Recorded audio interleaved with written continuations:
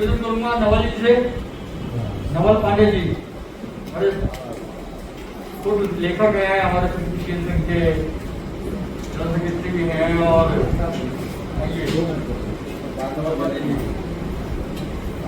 आप इसलिए राष्ट्रपिता हैं भारतोषी काम पे और सभागार में उपस्थित साहित्य प्रेमी स्टूडेंटों को मेरा प्रणाम।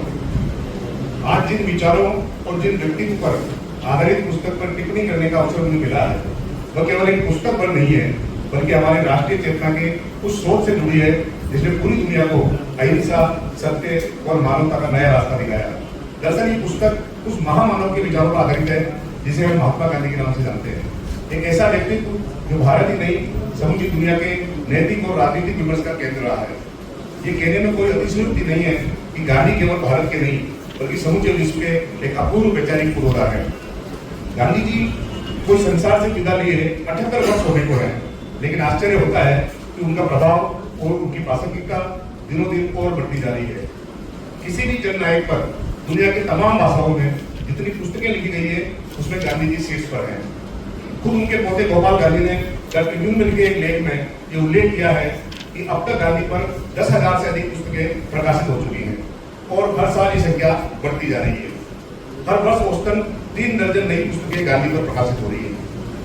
यह आंकड़ा अपने आप में इस बात का प्रमाण है कि गांधी केवल इतिहास नहीं है, वे आज भी वैचारिक संघर्षों और नैतिक मूल्यों की खोज का आधार है।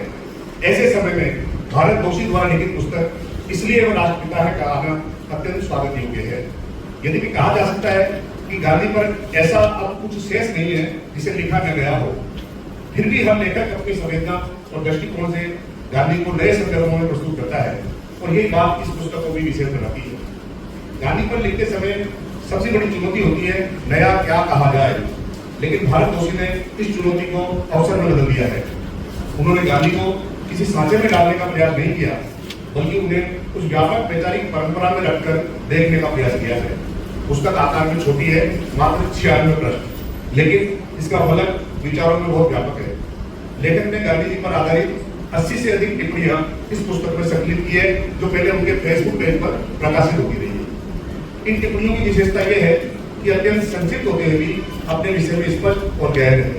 इनमें गांधी के जीवन, उनके विचारों, उनके प्रभावों, उनके अंतर्द्वंदों और उनके समकालीनों के साथ विचार संवाद को अत्यंत सहज और सरस भाषा में प्रस्तुत किया गया है।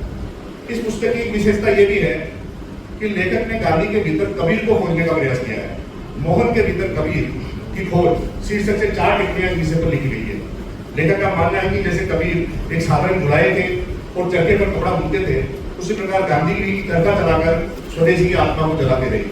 कबीर की तरह गांधी भी सत्य और निर्भीकता के पक्षधर थे, जिन्होंने सरलता, सादगी और सजनता को न केवल अपनाया बल्कि उन्हें सार्वजनिक जीवन में ही आदर्श के रूप में स्थापित किया। दोनों ही पहले स्वयं को बदलते हैं, फिर समाज को दिशा दिखाते हैं। ये दृष्टिकोण न केवल रोचक है बल्कि गांधी को समझने का एक नया आयाम भी प्रस्तुत करता है।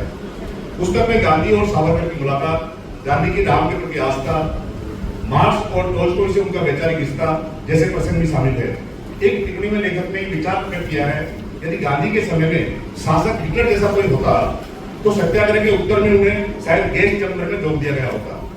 एक ही लेकिन विचारों की टिप्पणी है जो बताती है कि अहिंसा का रास्ता तभी संभव होता है जब प्रतिपक्ष में थोड़ा लोकतांत्रिक विवेक हो। यह लेखक की दृष्टि है जिससे सहमत या असहमत होकर भी पढ़ा जाना चाहिए, क्योंकि गांधी को समझने के लिए ऐसे खुले और साहसी विचारों का होना आवश्यक है। इस पुस्तक की एक और बड़ी उपयोगिता यह है कि ये सोशल मीडिया की दुनिया में जी रही उस नई पीढ़ी को ध्यान में रखकर लिखी गई है जो बड़ी बड़ी किताबों से कतराती है।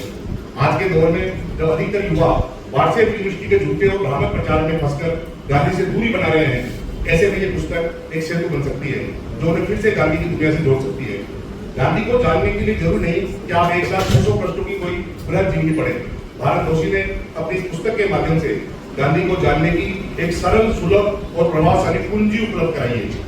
ये पुस्तक एक साधारण प्रकाशन नहीं है, एक वैचारिक हस्तक्षेप है जो हमें पुनः ये सोचने को बातें करती है कि गांधी क्यों जरूरी है और क्यों वे राष्ट्रपिता कहलाते हैं। गांधी को केवल पढ़ने का विषय नहीं समझना चाहिए बल्कि उन्हें जीने की कोशिश करनी चाहिए।